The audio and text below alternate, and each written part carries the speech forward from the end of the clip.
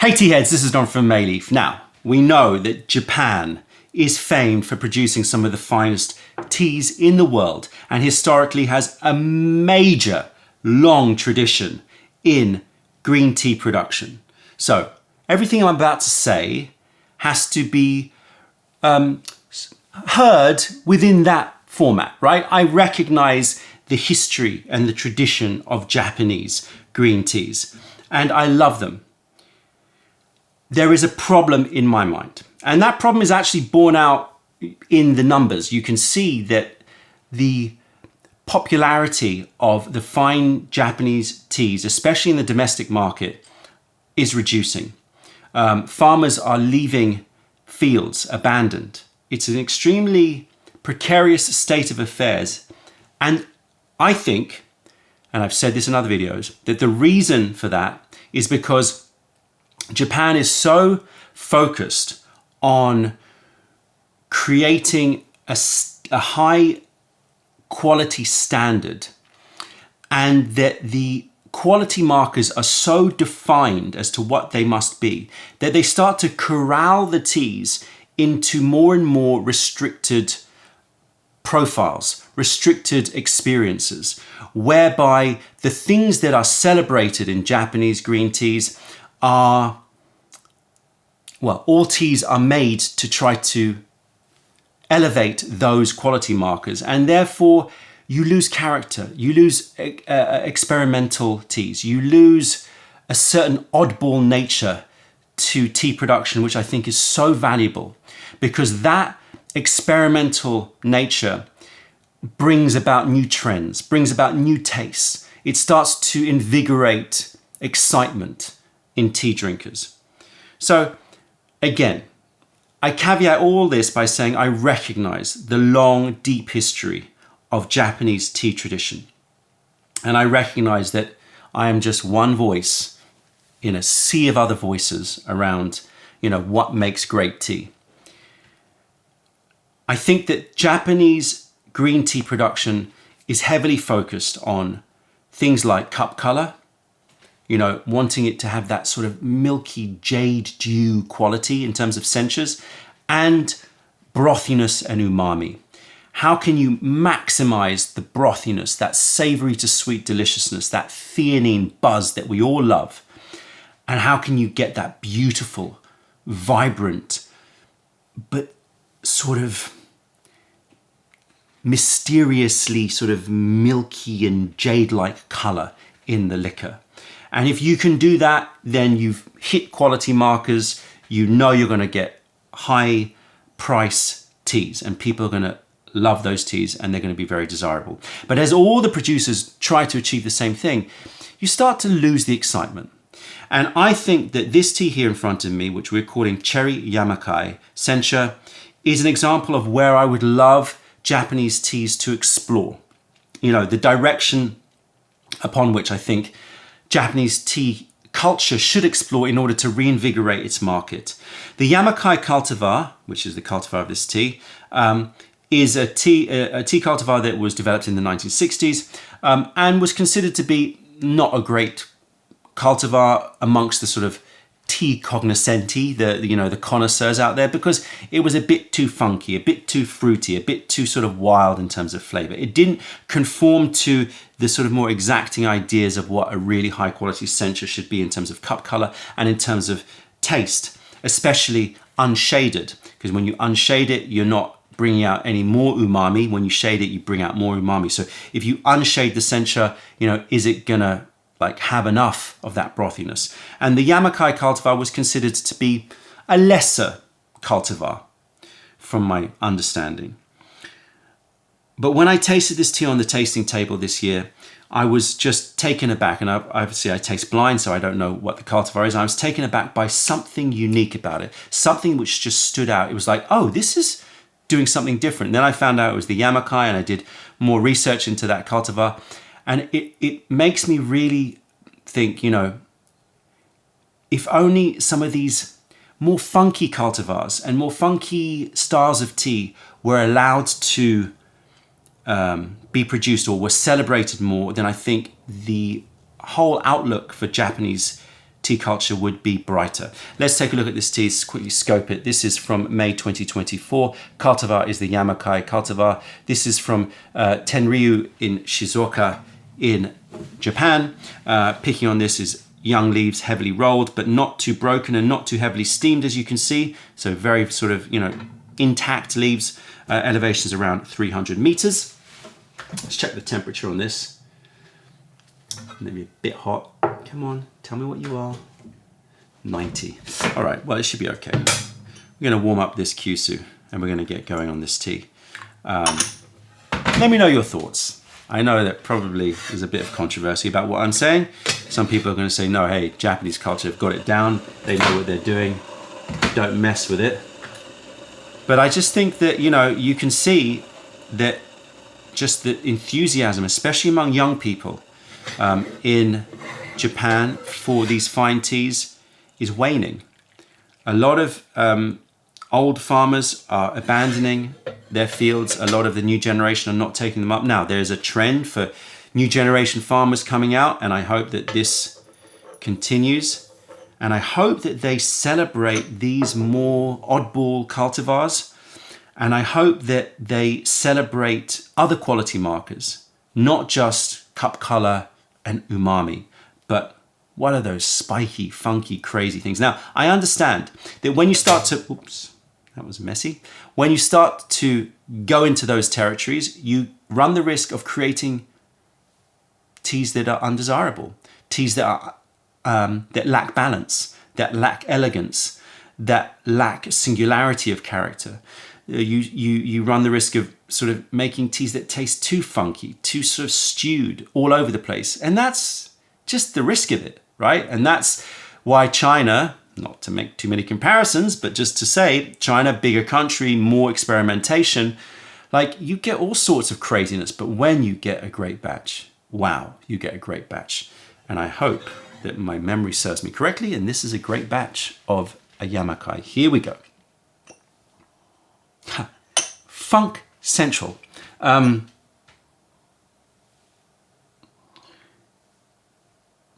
Cherry shortcake, sakura blossoms,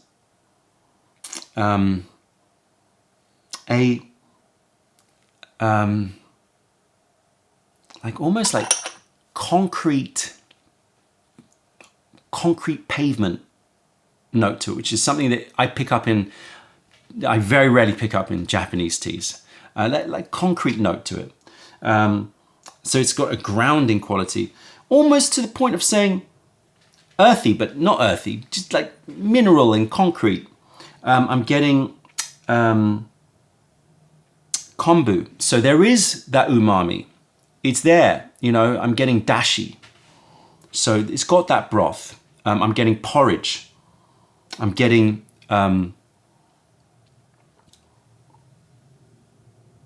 like dill syrup. So I'm getting all sorts of notes that I wouldn't normally, some of them I wouldn't normally expect to find in a Japanese green. Crab gets first go. Right, let's see how the funk emanates from this Kyushu. I mean, I don't want to overstate the point. It still smells, if you smelt it, you go, that's a Japanese sencha, right? You smell the umami. I've got the dashi, I've got the kombu, I've got that savory, porridgey note to it, okay?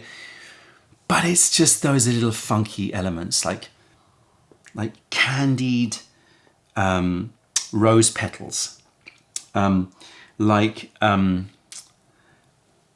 flavored erasers, childish things like smelling like scented erasers. So it's got like a rubbery note to it, and loads of cherry shortcake, cherry fragrance, sweets.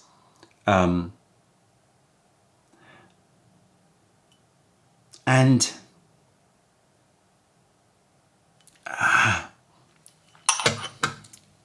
this funk, and like, okay, so again, I run the risk always of alienating people, but I'll say it anyway. like a,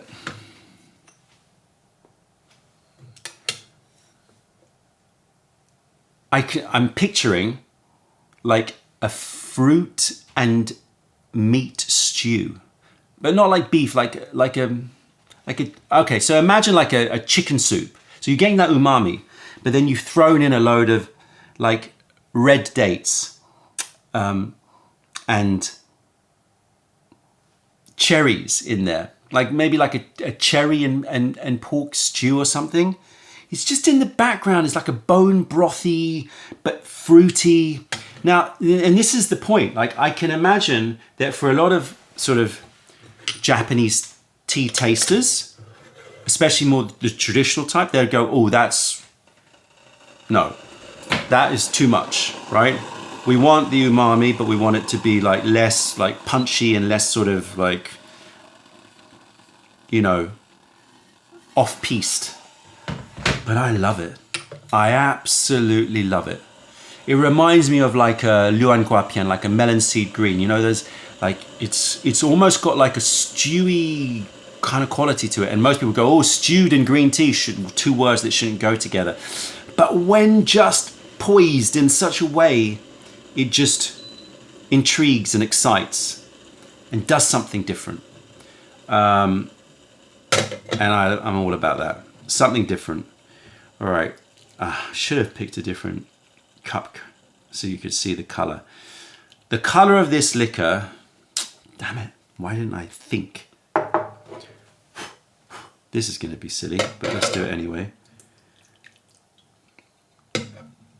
Color of that liquor is definitely more vibrant lime green than you would say most sort of top grade censures should be. And it's the word should that I'm reacting against here, because why should it? Cheers, everybody. Thick, soft, hydrating, cherry, sakura blossom. I feel like I'm surrounded by like blossoming sakura trees, and I'm having like candied cherries. It's so cherried in my mouth. That rubber note is there as well. Now, a lot of times people will say, man, I'm making a mess today. A lot of times people will say that if a green tea tastes like sakura blossom, it's old. And I know what they mean. When you have an old green tea, especially an old, even Japanese and Chinese green tea, you pick up this very distinct sort of sakura blossom smell, which is not unpleasant, but just sort of is a sort of like telltale sign, oh, this is a bit old. This is different. It's almost like candied. It's almost like, you know, they've taken the sakura blossoms and then they've sugared it, so it's meant to be eaten. It's brighter. It's more vibrant. But again, like I can imagine it being like, oh no, we don't want that. I'm picking up like a celery top. No, celery, green apple, pomelo zest. I mean, grapefruit, Pocari Sweat. If you've ever had Pocari Sweat, like this isotonic grapefruit drink, it's so Pocari Sweat. Oh, I love that. Grapefruit. Cherry, sponge cake, bitter hit. But that is what leads to that grapefruit zest. You can't have the grapefruit zestiness and that little without having that little bit of grapefruit bitterness to it. But it's so poised. And this is the point. Like I can imagine taking a tea like this cultivar, and not treating it exactly in the right way. You could go too far in one direction and it would be a lower quality tea. I can understand the safety of choosing cultivars that you know are going to just nail those quality markers that you love. But we lose the excitement. We lose that unpredictability. We lose that je ne sais quoi that you have when you taste teas like this that just bring about a whole level of excitement that can bring in tea drinkers again, especially younger generation tea drinkers that want to be excited, that don't want to just be told this is what quality is. Because I am sure, oh, now I really messed up. That's 99-degree water. So I'm brewing at 90, right? I think if I brewed it at 80, it would be even lower in terms of that grapefruit like hit, but I actually really like it. Maybe I prefer it at 90, but now that's 100. That's going to be a problem. Okay, just put some cold water in the kettle. So now we're up to 81 degrees and we're gonna brew this cherry Yamakai again. I don't want people to feel like I'm not giving, enough respect to the tea.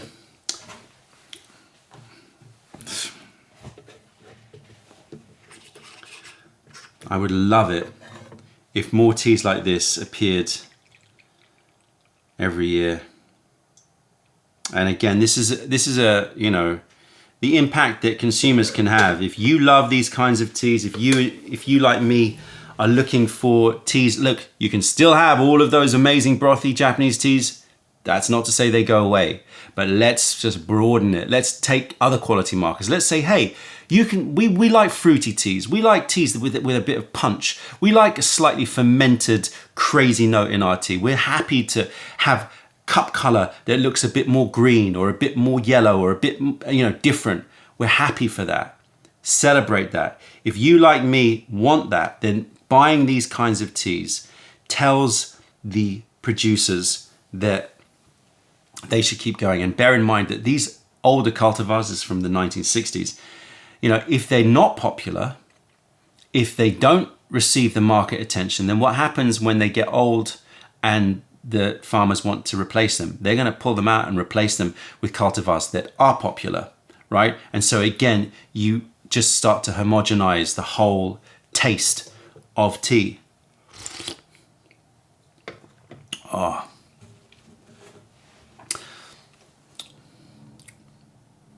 It sort of reminds me of course, the Japanese tea. There's enough brothiness. Let me just state, there is still brothiness in this, just to sort of underpin and warm up all of these fruity notes. But it's much lower than a lot of other teas that we have in our collection. And I think that that's what makes it work. It's that completeness of character. It's a consistency. This is like taking the Luan Guapian melon seed green and meshing it with a Japanese green tea. It's like got a hybrid quality to it. And that cherry shortcake note just comes through. All right, let's smell the empty cup. The mouthfeel is quenching, light quench, but then savory, but then moves to sweet, and then it's got this juiciness. Again, I'll put it under pomelo. A pomelo juiciness. Now, a lot of Japanese green teas have this limoncello quality to it. This is much more zesty, a bit more punchy, a bit more, fragrance, but with a little bit more bite to it. Pomelo, grapefruit. I love it. And that Pocari Sweat isotonic drink. All right, smell this empty cup. Ooh, buzzy, rushy. Not as theanine as the more shaded teas and the more brothy teas, right? So you're gonna, in terms of that balance between theanine and caffeine, getting a little bit more caffeine in this one, it's definitely gonna hit a bit more, give a bit more energy. Icing sugar. And again, cherry juice. cherry juice, icing sugar, dried cherries, cherry shortcake, sponge cake, porridge, but then that grapefruit twang and that mineral buzz, and just a tea which excites and delights. I hope that you enjoy Cherry Yamakai. Again, let's drive trends ourselves here, right? More people buy these kinds of teas, the more we can have breadth and diversity in the tea industry. And I think that that is something that we all want to see for the future of tea culture. That's it, tea heads. Check out other videos, taste our teas wherever you're in the world by browsing mayleaf.com, and come visit us if you're ever in London. Other than that, I'm Don from Mayleaf. Thank you for being a part of Revelation. Thank you for being a part of the revelation. This is Rushy. Thank you for being a part of the revelation of true tea. Stay away from those tea bags, keep drinking the funk, and spread the word, because nobody deserves bad tea. Bye.